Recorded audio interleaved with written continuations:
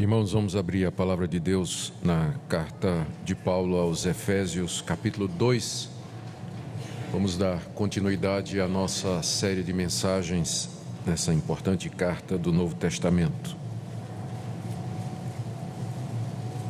Vamos ler do verso 1 até o verso 10, embora nosso foco hoje à noite seja do verso 4 a 10, pois já fizemos a exposição dos versos de 1 a 3.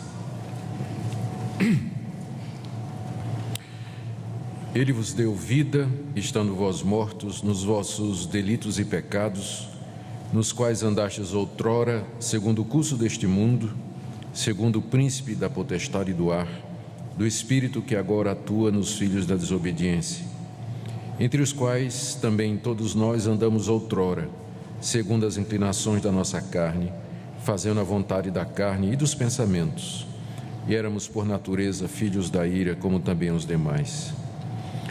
Mas Deus, sendo rico em misericórdia, por causa do grande amor com que nos amou, e estando nós mortos em nossos delitos, nos deu vida juntamente com Cristo. Pela graça sois salvos. E juntamente com Ele nos ressuscitou e nos fez assentar nos lugares celestiais em Cristo Jesus, para mostrar nos séculos vindouros a suprema riqueza da sua graça em bondade para conosco em Cristo Jesus. Porque pela graça sois salvos, mediante a fé. Isto não vem de vós, é dom de Deus, não de obras, para que ninguém se glorie. Pois somos feitura dele, criados em Cristo Jesus para boas obras, as quais Deus de antemão preparou para que andássemos nelas. Amém. Até aqui a leitura da palavra de Deus. Vamos orar mais uma vez. Senhor, nós pedimos que Teu bendito Espírito Santo ilumine o nosso entendimento na compreensão da Tua revelação.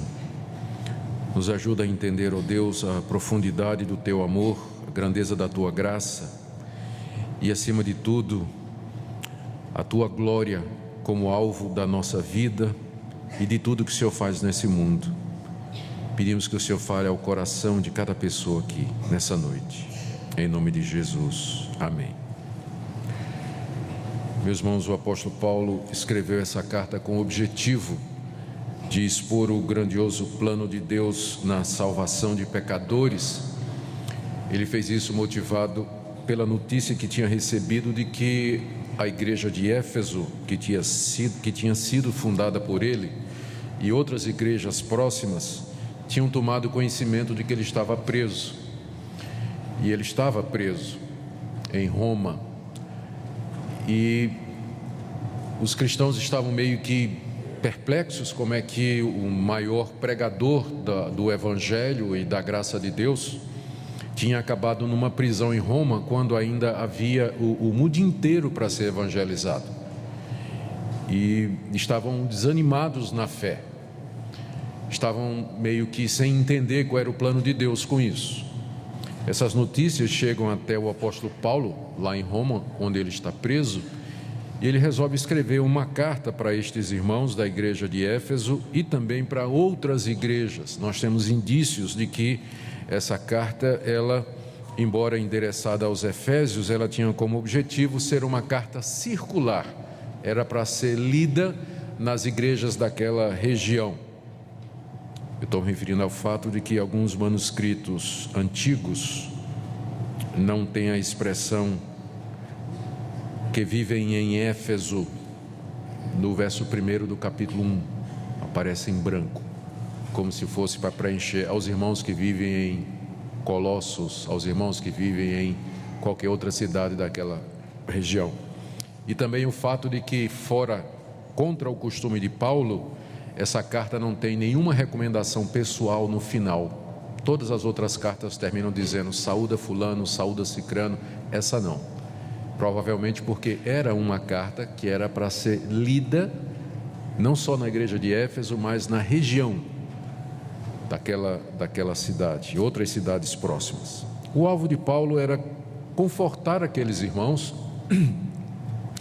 e dizer para eles que a prisão dele em Roma, na verdade, fazia parte do plano que Deus havia concebido desde a eternidade de trazer para si um povo de entre a raça decaída, a raça humana decaída, um povo que seria para o louvor da sua glória. A prisão de Paulo fazia parte desse plano, no sentido de que Paulo estava preso porque ele estava anunciando aos gentios que o Evangelho de Cristo também era para eles e não somente para os judeus. Ou seja, no cumprimento do dever, Paulo havia encontrado a prisão como lugar temporário. Depois ele sairia daquela prisão, ainda pregaria o Evangelho alguns anos, depois voltaria a ser preso e morreria no ano 66, lá em Roma. Aqui no capítulo 1, Paulo fala a respeito desse plano glorioso. Deus Pai planejou a igreja, verso 3 a verso 6. O Filho, Deus Filho, se deu por ela, verso 6 até o verso 12. E Deus Espírito Santo chama e aplica essas verdades a todo aquele que crê, sendo Ele o penhor da nossa herança e também o selo dessa promessa, versos 13 e 14, e tudo isso para o louvor da glória de Deus. Depois Paulo ora pelos crentes para que eles compreendam isso, verso 15 até o verso 23, é uma oração na qual ele faz menção do grande poder de Deus que ressuscitou a Cristo dentre os mortos, como sendo aquele mesmo poder que opera nos crentes. E termina essa oração no verso 23, dizendo que Cristo é a cabeça da igreja, que é o seu corpo, a plenitude daquele que a tudo enche em todas as coisas. Eu havia sugerido aos irmãos de que essa oração, que vai do verso 15 até o verso 23, é uma espécie de parênteses, e que o capítulo 2, verso 1 é a continuação, na verdade, do verso 14, capítulo 1, verso 14. Paulo, no verso 14, ele termina a descrição da ação de Deus na salvação, dizendo que o Espírito é o penhor da nossa herança até o resgate da sua propriedade em louvor da sua glória. E aí ele continua descrevendo esse processo de salvação, esse plano da salvação no capítulo 2. Ele vos deu vida estando vós mortos nos vossos delitos e pecados, e assim por diante. Nós vimos na mensagem anterior que nesses 3 versículos iniciais do capítulo 2, Paulo faz uma exposição da situação em que nós nos encontrávamos quando Deus nos achou com a sua graça e a sua misericórdia. Paulo diz que nós estávamos mortos nos nossos delitos e pecados, verso 1, que nós éramos escravos do mundo, de Satanás e da carne, versos 2 e 3, e que nós éramos por natureza filhos da ira, como também os demais, final do verso 3. Ou seja, ele descreve a humanidade como estando numa situação da mais completa perdição, não somente culpados, debaixo da ira de Deus, mas completamente impotentes para resolver a sua situação. E aqui que no verso 4 ele entra com estas palavras que sinalizam uma mudança na situação, fazendo com que estas palavras, mas Deus, sejam a frasezinha ou a expressão mais importante de toda essa passagem aí. A situação era essa: mortos, escravos, condenados debaixo da ira de Deus. Mas Deus, e aí introduz uma mudança. Então, nós podemos dizer que o Evangelho se resume a essas 2 palavras: mas Deus. Éramos pecadores, miseráveis, perdidos, sem esperança nenhuma, mas Deus fez alguma coisa. Esse é o Evangelho. Esse é o Evangelho que Paulo começa a anunciar aqui a partir do verso 4. Ele diz que Deus fez alguma coisa. Ele vai dizer que Deus nos deu vida juntamente com Cristo. Mas Deus fez isso com base em 2 coisas. A causa, por que que Deus fez isso? Se nós merecíamos a morte, se nós merecíamos a sua condenação, se não tínhamos direito a absolutamente nada, porque Deus nos salva. A primeira causa que Paulo apresenta aí está no verso 4. Mas Deus, sendo rico em misericórdia, misericórdia faz parte dos atributos de Deus, é isso que Ele é um Deus misericordioso, é um Deus que trata com compaixão e não trata como merecem condenados como vocês e como eu. Misericórdia é aquilo que Deus tem para com pecadores perdidos. Conta que Nicolau Copérnico, o famoso cientista, quando morreu, queria que se escrevesse na sua tumba o seguinte: não quero a graça dada a Paulo, não quero o favor feito a João, quero somente a misericórdia feita ao ladrão na cruz. É exatamente isso. Aquela misericórdia que Deus teve com aquele ladrão na cruz. Hoje estarás comigo no paraíso, apesar dele ser o que ele era. Então, essa é a primeira causa pela qual Deus fez alguma coisa, a misericórdia dele. Ele não nos trata conforme nós merecemos, ele não nos dá aquilo que nós merecemos pelos nossos atos. Mas agora tem uma causa especial, essa é a causa geral, mas tem uma causa especial no verso 4, que Paulo acrescenta: por causa do grande amor com que nos amou. Esse amor aqui não é o amor geral de Deus para com a humanidade, tipo, Deus amou o mundo de tal maneira. Como Criador, Deus ama a sua criação, e é verdadeiro afirmar que Ele ama cada pessoa desse planeta, porque Ele é o autor da criação. Mas há um amor que é descrito aqui como sendo grande amor, que é o amor salvador de Deus, e que Ele tem apenas por aqueles que Ele amou desde a fundação do mundo, com amor salvador. Em teologia a gente faz essa distinção entre graça comum, ou seja, o favor de Deus para com todas as pessoas. Deus faz até mesmo para com aqueles que não acreditam neles. Deus faz gente bonita, famosa, rica, saudável, alegre, divertida, criativa. Deus abençoa a humanidade indistintamente, com dons, riquezas, favores e bênçãos. Isso é o que nós chamamos de graça comum. Mas a graça especial, que é a salvação, o perdão de pecados, é somente para aqueles que Ele quis desde a fundação do mundo, não é dado a todos. É a mesma coisa o amor de Deus. Você vai encontrar passagens na Bíblia que Deus amou o mundo, e é verdade. Deus ama pecadores, é verdade. Mas a Bíblia também fala aqui, como aqui por exemplo, do grande amor com que Ele nos amou. Paulo está falando do ponto de vista do cristão salvo. Ele me amou com um grande amor, é distinto daquele amor geral para com a humanidade. Então você vai encontrar passagens que vão dizer que Deus amou todos, é verdade, mas isso não quer dizer que Ele vai salvar todos, porque o amor salvador, o amor eletivo, a misericórdia que salva, ela é dada somente para os eleitos, antes da fundação do mundo. Então a causa geral primeiro é a sua misericórdia. Então Deus, porque Ele é o que Ele é, Ele nem sempre retribui aos pecadores do jeito que os pecadores merecem. Isso se chama misericórdia. Mas o que faz com que Ele salve alguns pecadores da condenação que eles merecem é esse grande amor, esse amor especial que Ele tem por alguns desses pecadores. Deus, sendo rico em misericórdia, por causa do grande amor com que nos amou. E Paulo acrescenta uma frase para destacar esse amor e para dizer que realmente é imerecido.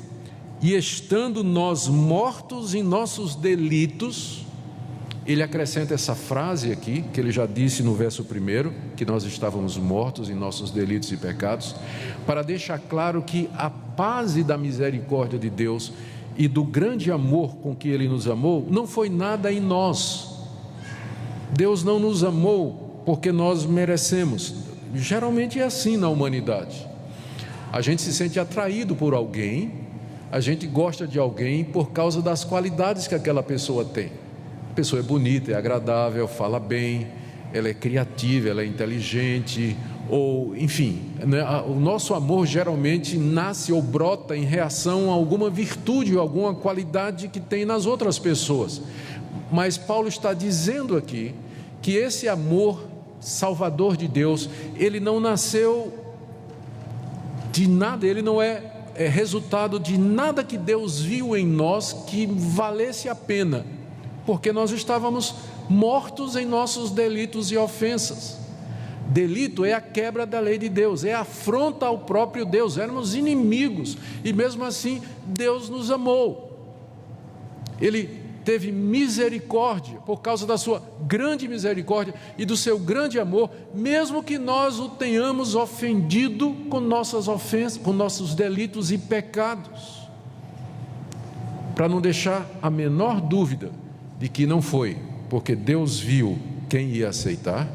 Aqui está deixado de fora a teoria da presciência, né? Não, Deus viu quem ia aceitar. Como assim? Morto não aceita nada. Não foi porque ele viu. Aqui deixa de fora livre-arbítrio. Não, mas Deus me deu uma escolha e então eu usei esse meu livre-arbítrio para escolher. Morto não escolhe nada. Morto não tem livre-arbítrio. A origem toda é o amor de Deus, a misericórdia de Deus, a compaixão de Deus para conosco, estando nós mortos em nossos delitos.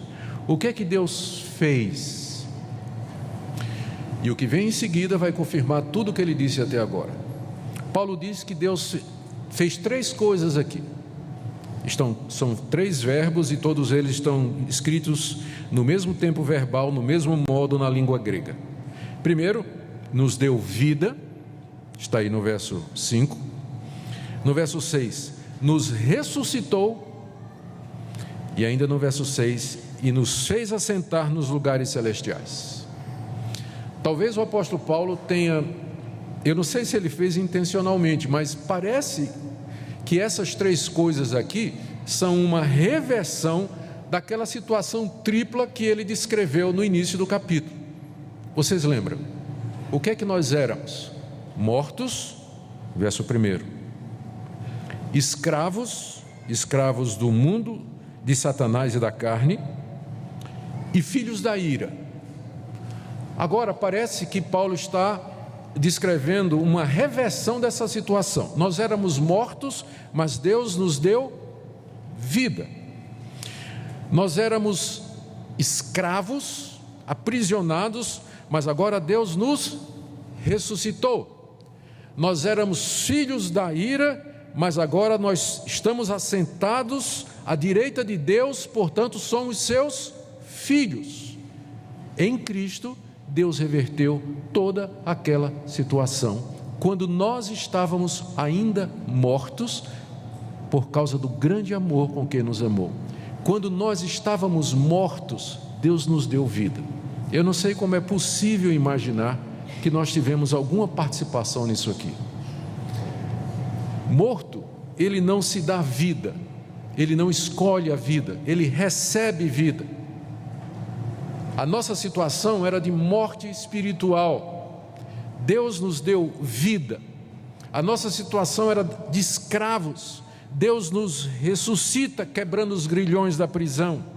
A nossa situação era de filhos da ira, debaixo da ira e da condenação de Deus. Deus nos faz assentar à sua direita, que era o local reservado para o príncipe, ao lado direito do rei. Era onde se sentava o filho do rei. Deus nos fez assentar ali em Cristo Jesus, revertendo completamente essa situação. Paulo diz o tempo todo aqui que ele fez isso em Cristo. Veja, no verso 5, nos deu vida juntamente com Cristo. Verso 6, e juntamente com Cristo nos ressuscitou. E ainda verso 6, e nos fez assentar nos lugares celestiais em Cristo Jesus. Ou seja, essa intervenção de Deus, mas Deus, sendo rico em misericórdia, por causa do grande amor com que nos amou, estando nós mortos, Ele nos deu vida, nos ressuscitou, nos fez assentar à sua direita. Ele fez tudo isso em Cristo Jesus, mediante Cristo Jesus. E aqui nós estamos diante do que os teólogos chamam da união mística do crente com Cristo. Mística não no sentido que é usado hoje pejorativamente, né? Algo místico assim, não, mas espiritual. A união espiritual do crente com Cristo. É mediante essa união espiritual com Cristo, invisível e às vezes, aliás, não sentida, não é? Ela não produz nenhuma emoção em nós, porque é um estado em que Deus nos coloca. É dessa união nossa com Cristo que vem todas estas coisas: vida, ressurreição e exaltação. Você me pergunta quando é que isso aconteceu? Isso aconteceu primeiro lá na eternidade. Lá na eternidade, quando Deus Pai, Deus Filho e Espírito Santo, Trindade bendita, concebeu esse plano. O Pai escolheu aqueles que Ele quis e os deu ao Filho. Na eternidade isso foi feito. Cristo veio ao mundo para executar a base, para que isso se tornasse historicamente factível e realizável. O Filho veio, morreu, ressuscitou e sentou à direita do Pai. E acontece hoje, aqui e agora, quando qualquer um de nós que ainda não passou por isso se arrepende dos seus pecados e crê em Jesus Cristo. Ele foi unido a Cristo em termos práticos, recebeu vida nova, está sentado à direita de Deus, ressurgiu dos mortos. A conversão é uma ressurreição espiritual. E não pensemos que acabou aqui, porque isso tudo é a base da ressurreição no dia do juízo. No último dia haverá a ressurreição dos mortos, e estes que já estão unidos a Cristo, eles haverão de ressuscitar para a vida eterna e para o novo céu e nova terra, onde habita a justiça. São tantas coisas que essa passagem nos ensina, mas eu quero destacar apenas essa. Nós estávamos mortos em nossas ofensas, delitos e pecados, mas Deus nos deu vida lá na eternidade, conseguida ou procurada e executada por Cristo no tempo e no espaço, há 2000 anos atrás, e aplicada a mim e a você, quando você se arrependeu dos seus pecados e creu, e consumada na vinda de Cristo, quando haverá a ressurreição dos mortos. Esse é o plano de Deus. É por isso que Paulo já antecipa o que ele vai dizer no verso 5 aqui, final do verso 5: pela graça sois salvos. Não pode haver, portanto, nenhuma outra conclusão. A salvação é pela graça, é pela graça de Deus. Ele está dizendo isso o tempo todo. Primeiro ele começou dizendo: olha o que é que nós éramos, mortos, escravos, inimigos de Deus. E olha quem Deus é, rico em misericórdia. Ele tem um grande amor para conosco quando nós estávamos mortos. Olha o que Ele fez, Ele deu vida quando vocês estavam mortos. Qual é a única conclusão que se pode chegar? Que a salvação é pela graça. Não é de mérito, não é de favor, não é de merecimento, não, só pela graça de Deus. Por que Deus fez tudo isso? É a grande pergunta. A gente pode entender que Ele tem um grande amor, a gente pode entender que Ele é um Deus de misericórdia, mas sendo Deus quem Ele é, por que Ele faz isso? A resposta está no verso 7. Para mostrar nos séculos vindouros a suprema riqueza da sua graça em bondade para conosco em Cristo Jesus. A gente poderia até pensar numa certa altura que Deus fez isso porque nos amou.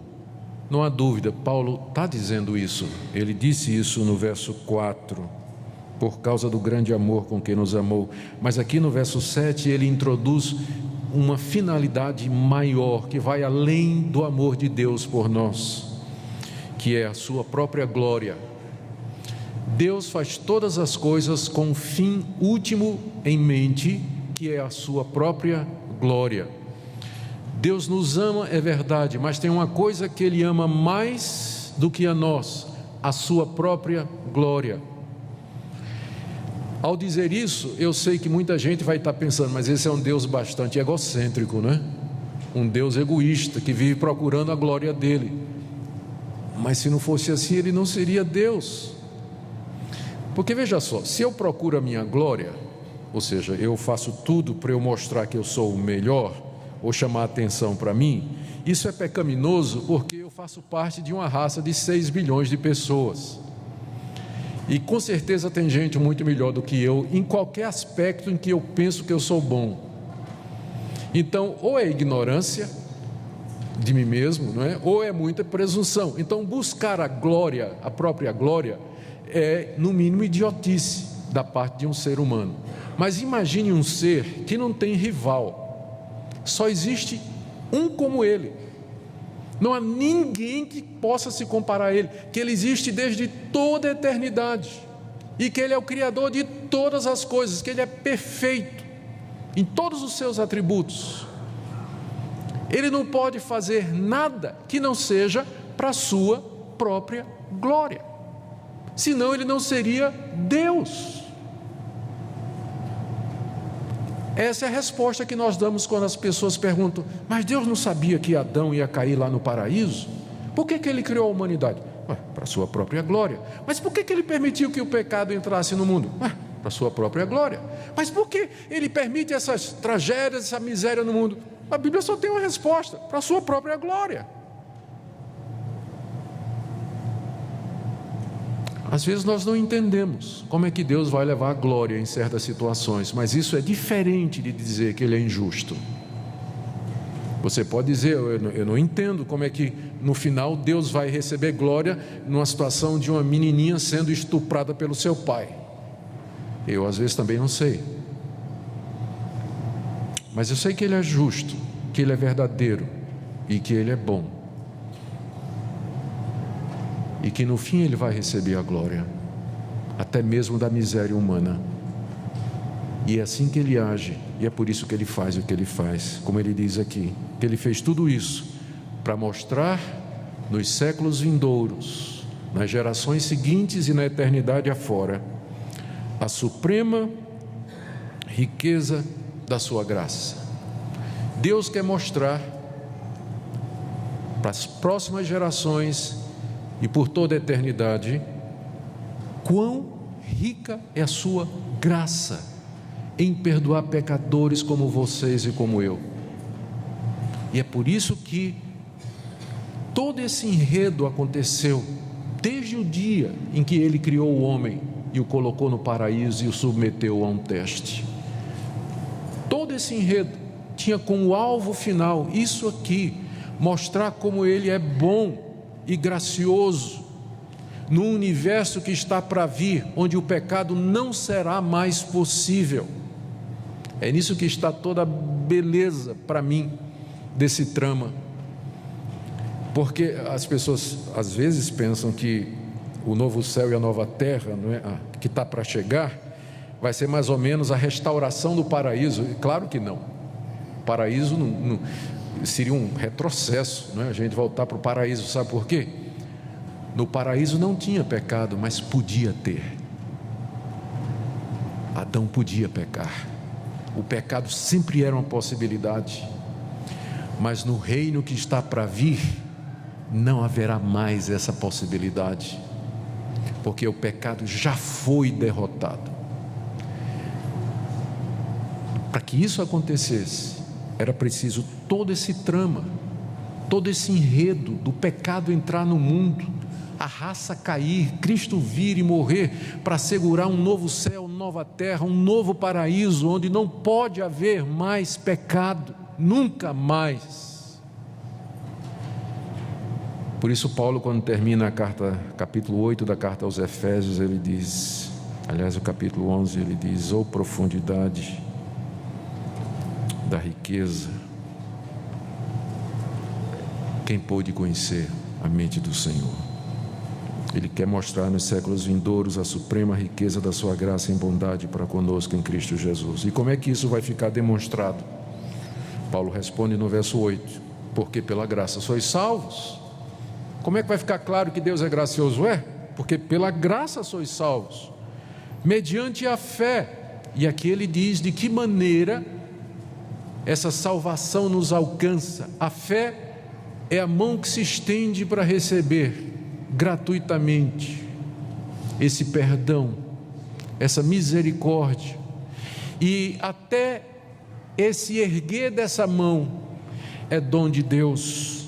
Pela graça sois salvos mediante a fé. Isso não vem de vós. O isso aqui se refere ao antecedente, à fé. Essa fé não vem de vocês, é um dom de Deus. Dom é uma dádiva, é um presente que Deus dá. A fé para crer nisso e receber isso é um dom de Deus, porque mortos não podem crer. Deus dá a fé como um dom para que você creia, e só poderá crer aquele que receber o dom. E você pergunta, mas então Deus não é injusto? Não, porque Ele não tem que dar esse dom a ninguém. Seria injusto se todos vocês merecessem. Se todos vocês merecessem um dom da fé e Deus só desse a 3, 4, 10, ele seria injusto, mas nenhum merece. Quem é que pode reclamar que Deus está sendo injusto? Ele não está tirando o direito de ninguém. Por isso a fé não é de todos. E você diz, mas como é que eu fico nessa situação? Eu quero crer, eu quero ser salvo, eu quero perdão. Eu acho que só o fato de que você está clamando por isso já é uma prova de que Deus está trabalhando no seu coração. Venha então.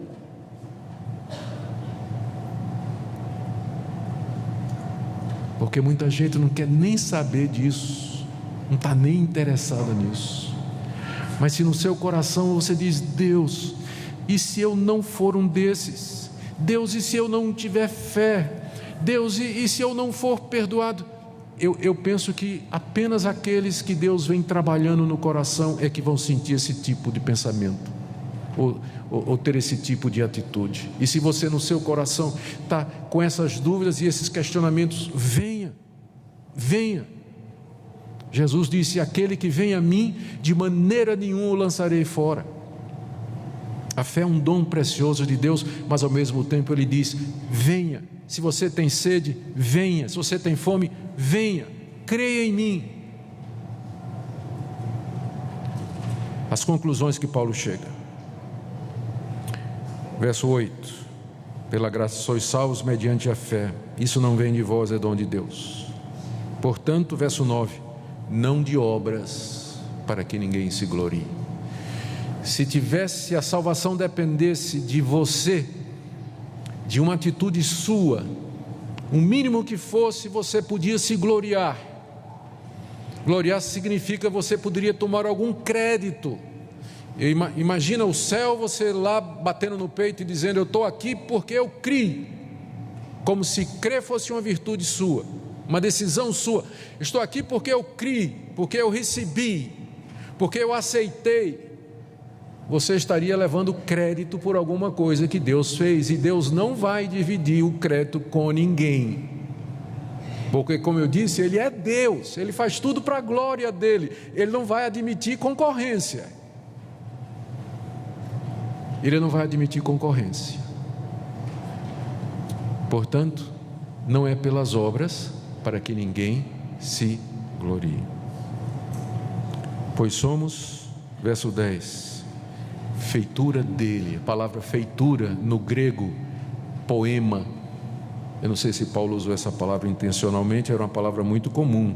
Ele podia ter usado outra palavra aqui, mas ele usou exatamente a palavra de onde vem a nossa palavra em português, poema, uma poesia, uma composição artística, bonita, que impressiona, que emociona, que é gostoso de ouvir, um poema. Somos uma obra de arte de Deus, por assim dizer, criados em Cristo Jesus, para boas obras, as quais Deus de antemão preparou para que andássemos nelas. Duas coisas aqui. Primeiro, Paulo quer deixar claro de que mesmo que a salvação não é pelas obras, isso não quer dizer que os salvos não vão fazer boas obras, porque nós somos salvos para as boas obras, como ele diz aqui, nós somos criados em Cristo Jesus para a prática de boas obras. As boas obras não são a causa da salvação, eu acho que está muito claro, mas elas são o resultado da salvação. O que é que nós vamos fazer aqui nesse mundo, uma vez que nós somos salvos pela graça? Vamos praticar as boas obras. Que são as boas obras? Ora, são aquelas ordenadas por Deus. E onde é que eu vou encontrá-las? A Escritura está cheia delas. Está cheia delas. Você pode começar com os 10 mandamentos. Amar o seu próximo, zelar pelo nome dele, cuidar da saúde dele, preservar a vida dele, zelar pelo casamento do seu próximo. Você faz isso não cobiçando a mulher dele ou o marido dela, zelando pelo nome dele. Você faz isso não difamando ou caluniando. Você pode ajudar os necessitados. Tem tanta coisa que a Bíblia descreve como boas obras, mas nós vamos nos engajar nelas como resultado inevitável de quem foi salvo pela graça. Essa é a primeira coisa que Paulo diz aqui. A segunda é para não deixar a menor dúvida de que a glória de Deus. Ele disse que Deus preparou inclusive estas obras. Deus de antemão preparou para que nós andássemos nelas. Até as boas obras que nós fazemos, nós não podemos tomar o crédito para nós. Nós não podemos tomar o crédito para nós da salvação, e nem depois de salvos das coisas que nós fazemos, porque até isso é tudo pela graça de Deus. Queridos, que conclusões nós tiramos aqui? Nós podemos tirar algumas conclusões. Primeiro, que aqueles que nos ensinaram desde os tempos bíblicos que a salvação é um dom de Deus, e essa é uma longa tradição histórica que começa com os pais da igreja, que vem por Agostinho, passa por João Calvino, os puritanos, e chega aos nossos dias. Nós chamamos do cristianismo histórico, e depois do século XVI, o cristianismo reformado. Nós cremos que essa é a posição mais correta, ou seja, que nós somos totalmente depravados, pecadores, indignos, e a salvação é pela graça, é um dom de Deus, não é qualquer merecimento nosso. Mas dito isso, nós temos que nos lembrar que isso não significa que nós temos que ficar parados, uma vez que somos salvos, mas servir a esse Deus pela prática das boas obras.